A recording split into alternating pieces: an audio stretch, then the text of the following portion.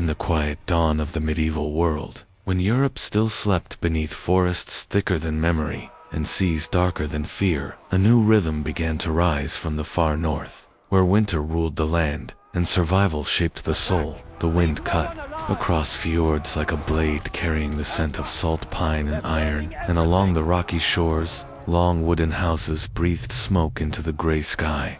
Inside them, firelight danced over rough timber walls as men and women wrapped in wool and fur prepared for another day in a land that gave nothing freely. Children learned early the sound of axes biting into frozen wood, the weight of nets heavy with fish, the slow patience of tending livestock through endless cold. Here life was hard, but it was honest, and it forged people who understood endurance before they understood mercy. As the sun climbed weakly above the horizon, it revealed ships resting along the shore, their curved hulls pulled high onto the beach like sleeping beasts carved from oak and sealed with tar. These were not just vessels, they were promises of escape, of wealth, of glory, and of destiny. Waiting beyond the horizon, the hammering of blacksmiths rang through the settlements as iron was shaped into blades, nails, and tools. Sparks flying like stars against the dim northern sky, bread baked slowly over open fires, its warm smell mixing with smoke and sea air, while storytellers spoke of gods who walked among men, of warriors who dined in eternal halls, and of a world where honor outlived the body itself. In this harsh cradle, the Viking spirit was born, not from chaos, but from order, not from savagery, but from necessity. As fields yielded little and winters stretched long, the sea became both road and lifeline. And beyond it lay lands, richer, softer, and unprepared. What began as survival would become movement, and what began as movement would become conquest. Carried by sail and oar, these northern people would soon step into the wider medieval world, like a storm, sudden, violent, and unforgettable. And as their ships cut through mist and moonlight, the age of the Vikings was about to begin, leaving no shore unchanged and no kingdom untouched. As the northern seas grew familiar beneath their keels, the Vikings learned to read the world through wind and water, watching clouds for omens and tasting the air for storms. Their longships, light and flexible, moved like living things, bending with the waves rather than fighting them. Oars dipped in perfect rhythm, cutting the cold sea as leather rigging creaked and woolen sails caught the breath of distant lands. Night after night they traveled, guided by stars and memory, by the color of the water and the flight of birds, until at last foreign coastlines rose from the mist, green and rich and silent with promise. The first landings were swift in shocking monasteries built of stone, and faith stood unguarded, their bells echoing softly across empty fields. Monks in simple robes looked up from prayer as figures emerged from the fog, tall, armed and unafraid, shields painted with symbols of gods older than the cross. The clash of iron shattered the morning calm, torches flared against wooden roofs, and the smell of smoke mixed with fear and salt. These raids were not mindless destruction, they were calculated strikes born from scarcity and courage, silver, grain, and knowledge taken as much as gold. News traveled faster than ships, and soon coastal villages trembled at the sight of sails on the horizon. Kings prayed for protection, walls were strengthened, and watchtowers raised. Yet still, the sea remained open, and the Vikings returned again and again. Sometimes they came as raiders, and sometimes as traders, their ships carrying amber, furs, weapons, and stories of distant ice and fire. Marketplaces buzzed with strange languages and curious glances as northern men and women exchanged goods and ideas, planting seeds of change wherever they stepped. Over time, the line between invader and settler began to blur.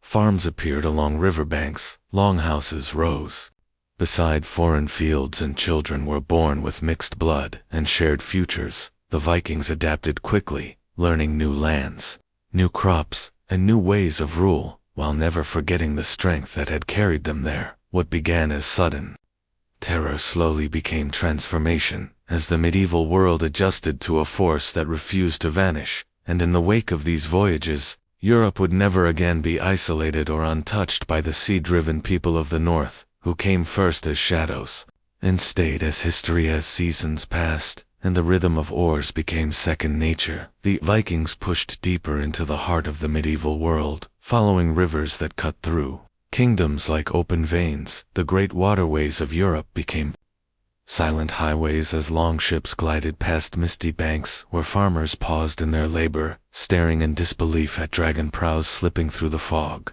The sound of water against wood echoed beneath overhanging trees, and reeds bent as warriors leaped ashore, their boots sinking into soft river mud, carrying shields scarred by salt and battle.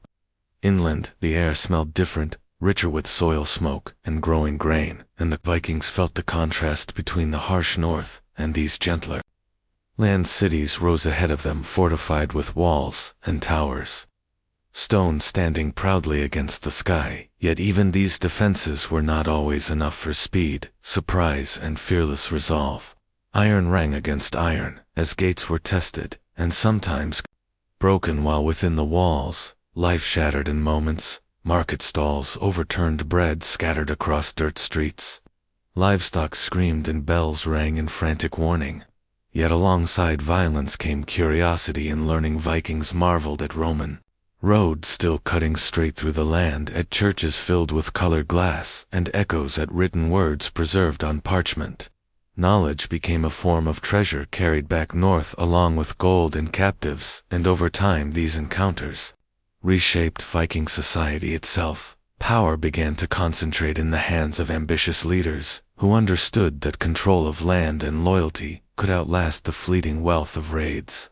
Great halls grew larger, banners hung heavier, and kings emerged from among warlords promising protection, law, and shared destiny. At night, fires burned high as warriors drank and listened to skalds, recounting deeds both real and mythic, while outside snow or rain fell softly on shields stacked like silent witnesses.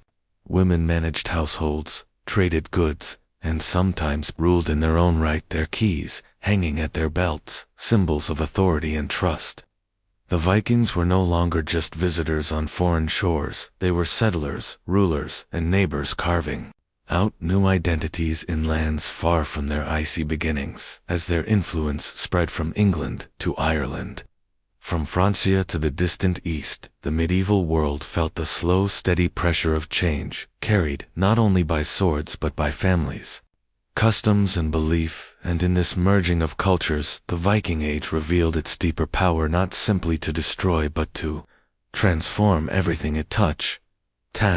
The Viking world expanded its horizons, the old gods still whispered through forest storms, and fire shaping how these people understood fate and courage. In sacred groves and open fields, offerings were laid down to Odin, Thor, and Frey, not in grand temples but beneath the open sky, where smoke rose and prayers mixed with the wind. The clash between belief systems grew sharper as Christianity followed the path of the sword, and the ship missionaries traveled under the protection of kings, carrying crosses into halls where hammer amulets still rested against strong chests. Conversion was slow and often uneasy, marked by compromise rather than surrender, as some accepted baptism while quietly honoring the gods of their ancestors.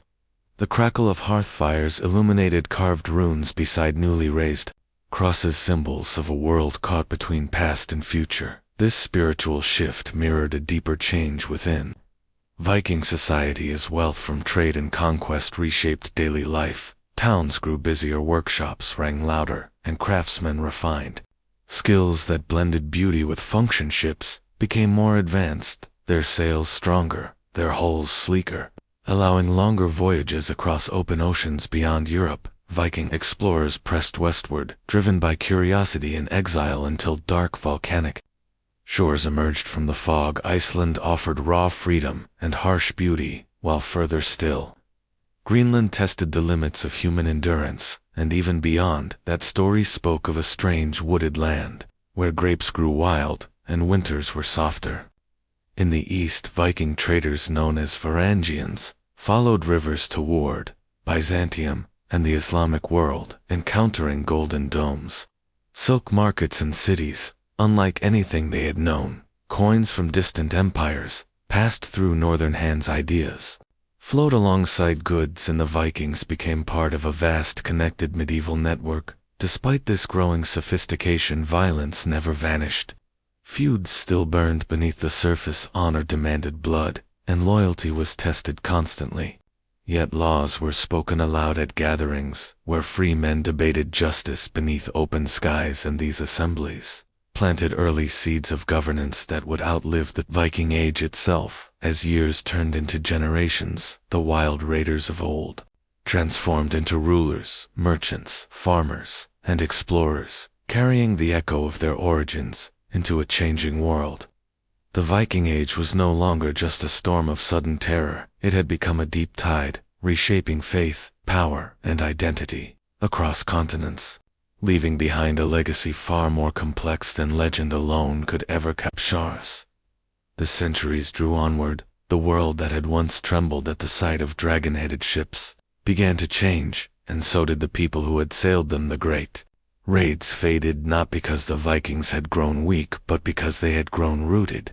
Fields replaced beaches as the center of life, and stone churches rose where longhouses once stood, their bells ringing over lands now claimed by law rather than blade. Kings traced their authority not only through blood and battle, but through crowns, alliances, and written word, and the sons of raiders became nobles, judges, and builders. Winter still came hard in the north, and the wind still sang across the sea, but the hunger that once drove men outward had softened into ambition and belonging. In England, Normandy, and beyond, Viking blood flowed quietly through new nations, shaping languages, customs, and warfare in ways few could fully see. The Norman Conquest itself carried the distant echo of oars on water, a final reminder of how far this legacy would reach in Scandinavia. Old stories were still told by firelight of voyages across endless seas, of gods who demanded courage, and of ancestors